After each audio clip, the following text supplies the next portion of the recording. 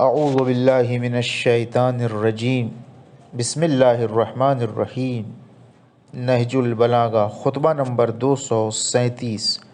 جن دنوں میں ابن عفان محاصرے میں تھے تو عبداللہ ابن عباس ان کی ایک تحریر لے کر حضرت امیر المؤمنین کے پاس آئے، جس میں آپ سے خواہش کی تھی کہ آپ اپنی جاگیر کی طرف چلے جائیں تاکہ خلافت کے لیے جو حضرت کا نام پکارا جا رہا ہے اس میں کچھ کمی آ جائے، اور وہ ایسی درخواست پہلے بھی کر چکے تھے کہ جس پر حضرت نے ابن عباس سے فرمایا، اے ابن عباس، ابن عفان تو بس یہ چاہتا ہے کہ وہ مجھے اپنا شتر آب کش بنا لے کہ جو ڈول کے ساتھ کبھی آگے بڑھتا ہے اور کبھی پیچھے۔